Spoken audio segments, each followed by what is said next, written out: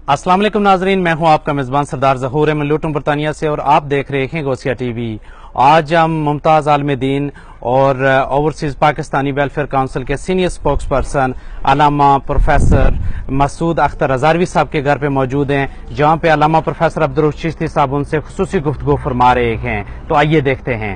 आपने अभी जिक्र किया कि आपकी लिखी हुई किताब मुसन्नफ भी हैं, आपकी लिखी हुई किताब यहाँ पर शामिल निसाब है। तो मैं आपसे ये पहला सवाल यहाँ से आगाज करना चाहूँगा, कितना अरसा, किस दौर में आप यहाँ तशरीफ लाए और आपको यहाँ कर कितना अरसा हुआ, दीन इस्लाम की खिदमत ये अंजाम देते हुए कितना अरसा हुआ? जी, ये 19वां साल है मुझे यहाँ यूके में, और अल्हम्दुलिल्लाह मुसलसल यहाँ पर जो कुछ हो सकता है अपनी बिसात और अल्लाह की तौफीक से वो खिदमात जो है वो सर अंजाम दे रहे हैं। ठीक, माशाअल्लाह। अच्छा, वैसे मैंने देखा है कि चूंकि आपने मुल्क पाकिस्तान में वहाँ पर दीन इस्लाम के हवाले से खिदमात अंजाम देना, अपने लोग होते हैं, अपनी जुबान होती है, तो वहाँ पर आसान होता है। यहाँ चूंकि दियार गैर है, मुख्तलिफ मज़ाहिब से तल्लक रखने वाले लोग हैं, यहाँ पर दीन की खिदमत करना मैं समझता हूँ कि बहुत ज़्यादा मुश्किल है। एक तो कानून की पाबंदियाँ भी हैं, और फिर जो ना वो दीन इस्लाम के हवाले से वैसे भी बात करना जो ना वो अंतहाई मुश्किल है।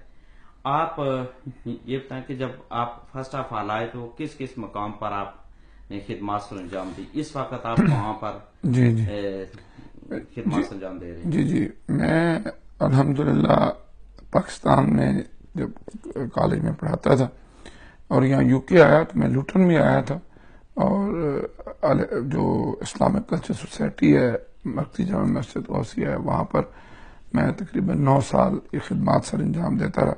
और उसके बाद भी लूटन में ही अल-हिरा एजुकेशन कल्चर सेंटर यहाँ लूटन में ही है जिसको चला रहे हैं, और 500 के करीब बच्चे अल्हम्दुलिल्लाह हमारे पास ज़ेर तालीम है। बाकी जो नॉर्मल एक्टिविटीज़ होती हैं वो भी हैं। उसके अलावा तकबीर टीवी का मैं डायरेक्टर हूँ, जंग लंदन का मैं बाज़ाब्ता कॉलमिस्ट हूँ काफ़ी सालों से, और ओवरसीज़ पाकिस्तानी वेलफेयर काउंसिल जो है एक इदारा है उसका मैं स्पोक्स पर्सन हूँ यूके का। और उसके अलावा हमारी चैरिटी है कुबार ट्रस्ट, वर्ल्ड वाइड जो गरीबों की मदद करते हैं हम अल्हम्दुलिल्लाह उसको भी चला रहे हैं। अच्छा, माशाअल्लाह, ये तो बहुत बड़ी खिदमत है हजरत। अच्छा, मेरे लिए ये भी एक बहुत खुशी का मुकाम है कि मैं भी दारुल मोहम्मदिया गौसिया से वहाँ से फैज़ याफ्ता हूँ, वहाँ से पढ़ा हुआ हूँ, और आपका तलक भी दारुल मोहम्मदिया गौसिया से है, आप भी वहीं से फारगुल तहसील हैं। तो ये जो आपको किताबें लिखने का जो काम है, ये आपको कैसे ख्याल आया? यहाँ पर आपकी किताब, जिस तरह के अभी पता चला कि आपकी किताब यहाँ शामिल निसाब है, आपकी लिखी हुई किताब, तो इस तरफ आपको कैसे ख्याल आया कि किताब लिखी जाए? ये जब मैं मरकजी मस्जिद में इमाम था, 2001 की बात है, तो उस दौर में यहाँ पर स्कूलों के अंदर मुख्तलिफ मज़ाहिब के जो इबादत खाने हैं और वहाँ के जो काम करने वाले लोग हैं, प्रीस्ट हैं या दूसरे मजहबी रहनुमा हैं, उनकी एक्टिविटीज़ के हवाले से बुक्स हैं, लेकिन मुसलमानों के हवाले से कोई किताब नहीं थी।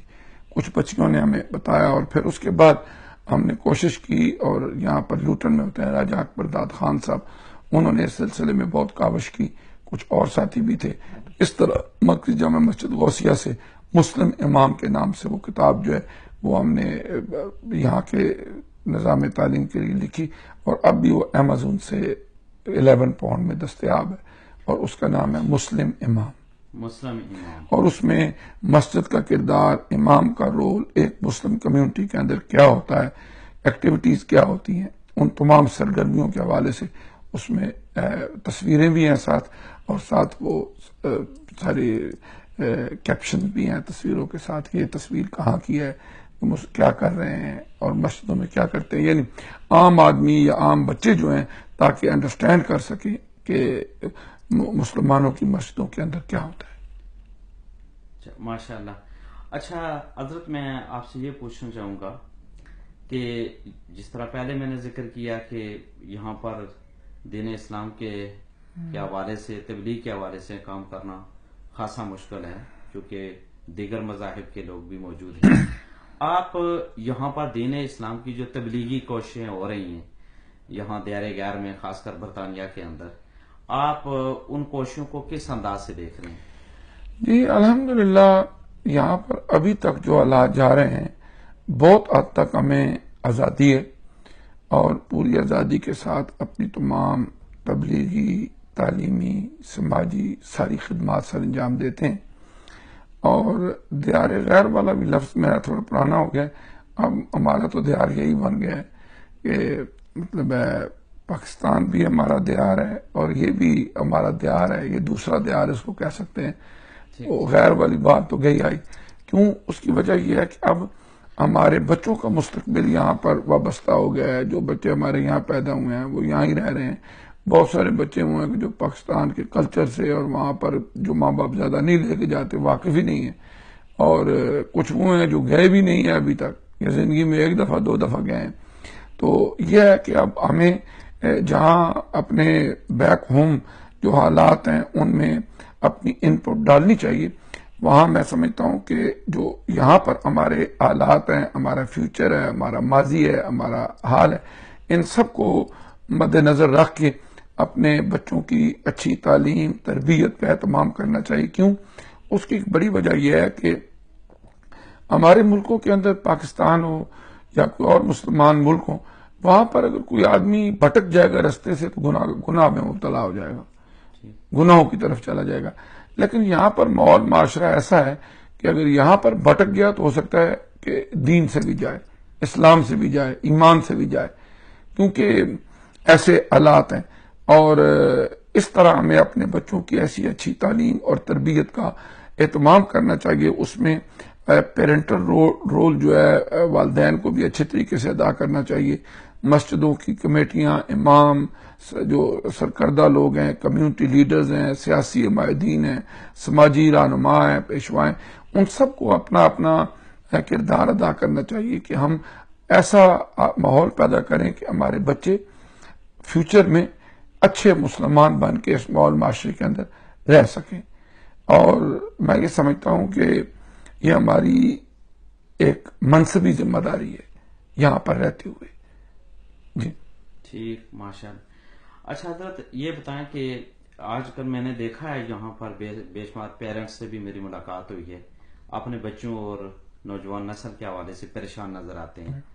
آپ کیا دیکھتے ہیں، جتنی یہ یہاں پر علماء کرام ہیں، مشایخ عظام بھی اپنے طور پر خدمات سر انجام دے رہے ہیں، تو جو آنے والی نسل ہے، یعنی میری مراد بچے ہیں، نوجوان نسل ہے، آپ کیا محسوس کرتے ہیں کہ ان کے مستقبل کے حوالے سے دین اسلام ہم سے تعلق رکھنے والے مسلمانوں کے بچوں مستقبل کے حوالے سے آپ کا کیا خیال؟ پر امید ہے کہ وہ موجودہ ماحول میں وہ جہاں تک تعلق ہے، امید تو ہمیشہ اچھی رکھنی چاہیے، اور ہم پر امید بھی ہیں۔ اس کی وجہ یہ ہے کہ یہاں پر اس وقت والدین کے اندر بھی بہت حد تک شعور پیدا ہو چکا ہے، وہ اپنے بچوں کی طرف متوجہ ہوتے ہیں، ارد گرد کے احوال و واقعات بسا اوقات دیکھتے ہیں جو ناگفتہ ہوتے ہیں، اور پھر اس کے بعد ان کی کوشش ہوتی ہے کہ ہم اپنے بچوں کی طرف توجہ دیں، کہیں یہ برا دن ہمیں بھی نہ دیکھنا پڑ جائے۔ تو انفارچونیٹ جو واقعات ہوتے ہیں ان سے بھی جو لوگ عقل، فکر، شعور رکھنے والے ہیں وہ سبق حاصل کرتے ہیں۔ اس کے علاوہ بھی یہاں پر الحمدللہ بہت سارے ادارے ہیں، حفظ قرآن کرا رہے ہیں، درس نظامی کے بھی اسباق ہوتے ہیں، اور بچوں کو مساجد کے اندر بھی ایوننگ میں تعلیم و تربیت کا اہتمام ہے، ویکینڈ پہ اہتمام ہے۔ لیکن میں اتنی بات ضرور کروں گا کہ تمام مساجد کو، تمام اداروں کو مل جل کر جو بچوں کی وقت، حالات، ماحول کے مطابق تعلیم اور تربیت کا اہتمام کرنا ہے، اس کو بطریق احسن کریں، کیونکہ دنیا کی جتنی ہماری دولتیں ہم یہاں پر اکٹھی کرتے ہیں، وہ ہمارے مکان ہے، ہمارا بینک بیلنس ہے، کوئی اور کسی مد میں کوئی چیز ہے، وہ کچھ نہیں ہے اگر اولاد نہیں ہے۔ اگر اولاد خدا نخواستہ راستے سے بھٹک گئی تو میں سمجھتا ہوں کہ ہماری نسل ہی آ کے ختم ہو جائے گی۔ جو آدم علیہ السلام سے لے کر ابھی تک ہماری نسل چلی آ رہی تھی، اور پھر اس کے بعد جب اولاد کسی اور راستے پہ چلی گئی تو ہو سکتا ہے وہ والدین کی بدنامی کا سبب بننا تو ایک اور بات ہے، ہو سکتا ہے کہ وہ نسل ہی ختم ہو جائے. اس لیے یہ ہے کہ بہت حد تک اس ماحول معاشرے کے اندر کوشش کرنی چاہیے. یہاں کا معاشرہ ہمیں اجازت دیتا ہے، ہم ایزیلی اپنے بچوں کی اچھی سے اچھی تعلیم تربیت کا اہتمام کر سکتے ہیں.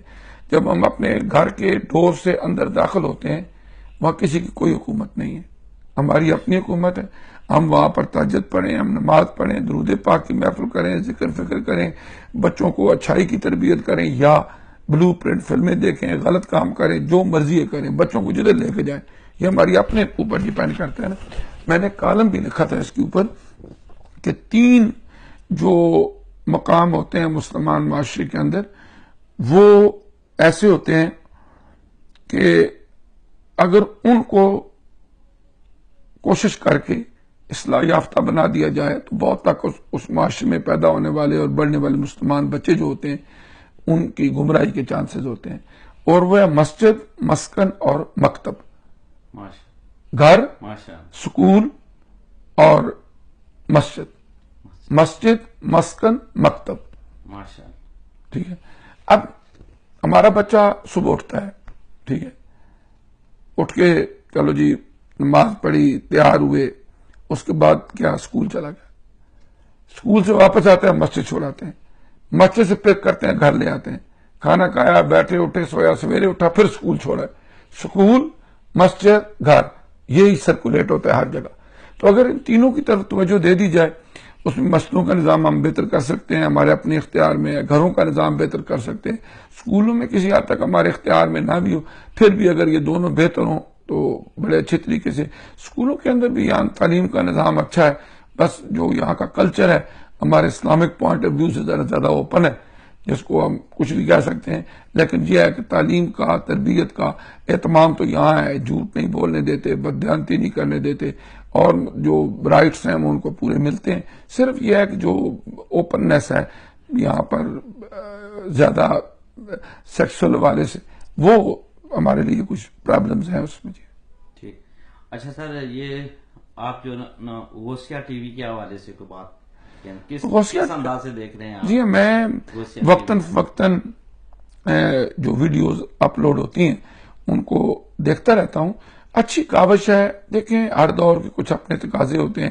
آج کا یہ دور بنیادی طور پر میڈیا کا دور ہے، اور میڈیا کے اندر بھی بہت کم لوگوں کو ٹائم ملتا ہے اخبار خرید کے پڑھیں، ٹی وی بیٹھ کے دیکھیں. وقت ہی کسی کے پاس نہیں ہے، اور ٹی وی چینل اتنے زیادہ ہو گئے ہیں، پتہ نہیں کون سا دیکھے گا، کون سا نہیں دیکھ سکے گا. سوشل میڈیا کا یہ ہے کہ ہر آدمی کے پاس موبائل ہے، وہ گھر میں ہے، گاڑی میں ہے، سفر میں ہے، کہیں پر بھی ہے. تو اب فارغ وقت گزارنے کے لیے کوئی نہ کوئی مشغلہ تو انسان کو چاہیے. اور بعض اوقات اس کو مایوس بھی سمجھا جاتا ہے کہ بندے ہر وقت موبائل پہ ہی لگے رہتے ہیں، نہیں ہونا چاہیے. لیکن ایک ایسی ضرورت بن گئی ہے کہ سارا کچھ ہی اسی میں ہے.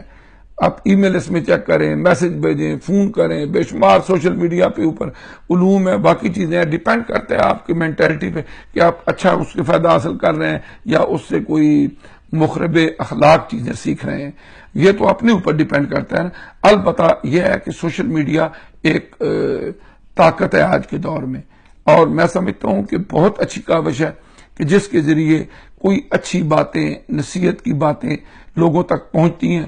ہو سکتا ہے 1000 بندہ دیکھے، اس میں سے 20، 30، 40 بھی اگر کوئی سبق حاصل کر لیتے ہیں یا ان کے کانوں میں پڑنے والی آواز دل میں جگہ بنا لیتی ہے، تو میرا خیال ہے یہ ایک بڑی ہی سود مند کاوش ہے. ماجد، آپ کا بہت بہت شکریہ. آپ نے قیمتی وقت نکالا اور میں سمجھتا ہوں اپنے ملفوظات عالیہ سے نوازا. امید کرتا ہوں کہ آئندہ بھی آپ اسی طرح ہماری سرپرستی فرماتے رہیں گے، شفقت فرماتے رہیں گے. بہت شکریہ سر. بہت مہربانی. اور آپ کا بھی شکریہ تشریف لائے. مزید اس طرح کی انفارمیٹو ویڈیوز کے ساتھ آپ کی خدمت میں حاضر ہوتے رہیں گے. اپنے میزبان سردار ظہور احمد کو لوٹن برطانیہ سے اجازت دیں. دیکھتے رہیے غوثیہ ٹی وی. اللہ حافظ.